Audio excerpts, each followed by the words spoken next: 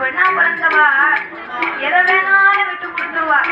கொடுத்துட்ட சேலையா 5000 ரூபாய்க்கு கொடுத்து பட்டு எடுத்தாலும் ஒரு நாளைக்கு கட்டிட்டு தான்னு கேட்ட வச்சுட்டு கொடுத்துருவா. கையில போட்டாலே தங்க காப்பு. இந்த மாதிரி கல்யாண வீட்டுக்கு நான் போயிட்டு வரேன். ஒரே ஒரு நாள்